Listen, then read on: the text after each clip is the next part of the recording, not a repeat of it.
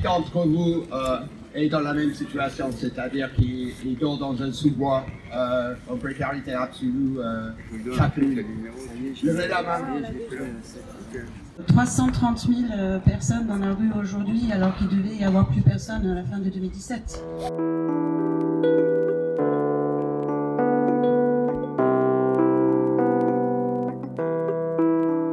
Les abbés Pierre, il était encore là, il fait perjurer contre ça.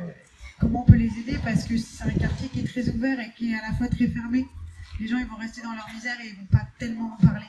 C'est l'occasion de redynamiser, de se réunir tous pour montrer que voilà, ça c'est pas la société dans laquelle on veut vivre. En réalité, les gens sont plus impactés ici qu'ailleurs.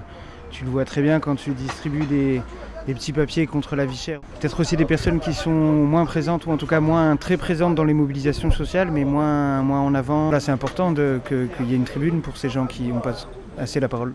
Définir la précarité, c'est être dans l'incertitude par rapport à ce qui va se passer demain, et ça met un rapport au monde qui est très anxieux, qui est très intranquille. Dans les replis de l'intime d'une personne, ça peut être très destructeur, et voilà, c'est quelque chose qui progresse en tout cas dans la société française. À la fin du confinement, le Secours populaire parlait de la plus grande vague de pauvreté depuis la fin de la Seconde Guerre mondiale. Et c'est une situation qui est assez dramatique quand même.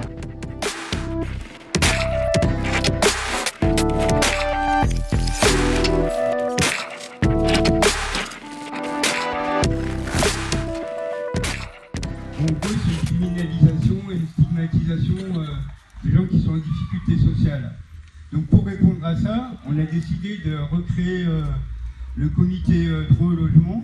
On est une association qui essaie d'assurer de manière collective le droit au logement. Que plus il y a de précarité, en fait, plus il y a de mal logement. Le logement, ça peut représenter entre 25 et 40% du budget des ménages. En tout cas, c'est une des parts les plus importantes du budget des familles. Et quand on voit l'augmentation des prix, alors que la situation est déjà grave, elle ne peut que se dramatiser. De toute façon, même sans attendre qu'elle soit morte, la rue, c'est quelque chose qui détruit les gens. Au niveau de leur physique, au niveau mental. Voilà, en fait, le but de l'Assemblée générale et même un peu de tout ce qui se passe maintenant, c'est simplement la revendication de pouvoir bien vivre, de vivre normalement. Je sais qu'il y a fin 2015-2016, quand ils ont commencé à dézinguer Calais, ils ont ouvert les premiers centres d'accueil ici à Montpellier. C'était aussi, ça l'est toujours, des lieux de vie assez dégueulasses, des préfabriqués. Et il y avait des gens qui justement, des types qui avaient traversé la Méditerranée et qui avaient dit, bon ben nous on veut pas vivre dans ces conditions. Seront considérés aussi comme squatteurs désormais les gens qui n'ont plus les moyens tout simplement de payer leur loyer en fait. Donc c'est vraiment soit riche ou crève.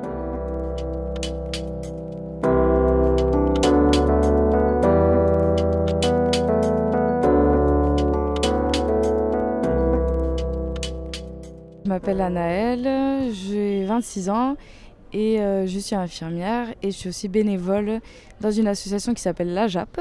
Donc c'est des jardins partagés à la base et on fait aussi beaucoup de récup, dont des récup de produits alimentaires qu'on redistribue, des récup de vêtements. J'ai rencontré beaucoup de gens dans le quartier qui avaient besoin de manger, de s'habiller. Parce que nous on donne à tout le monde, que ce soit des gens riches, pauvres, on ne demande pas les papiers ou quoi que ce soit.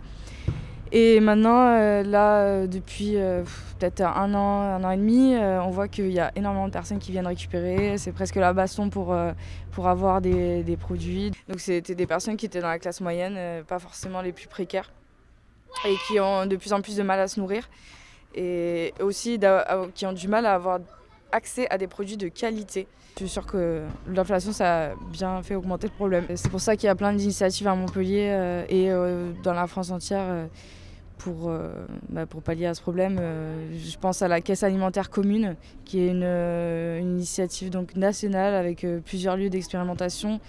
On essaye de mêler un peu les gens qui ont besoin d'alimentation, de les faire venir à participer, à faire des récup, et que ce ne soit pas seulement de l'assistanat classique où tu prends ce qu'on te donne.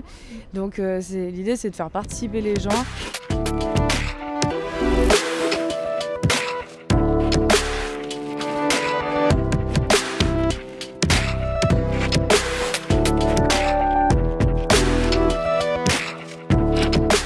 les ordonnances Macron qui sont passées en 2016, puis en 2017, tout ça, le but, c'est que tu aies de moins en moins de travailleurs qui soient capables de défendre des conditions de travail avantageuses pour elles, y compris dans les instances représentatives du salariat, et sur un autre pan, que tu aies de plus en plus de gens qui sont privés d'emploi ou qui soient aussi privés de moyens de subsistance à côté, dans le sens où c'est un moyen de mettre de la pression pour que les gens acceptent n'importe quel travail de plus en plus, à n'importe quelle condition.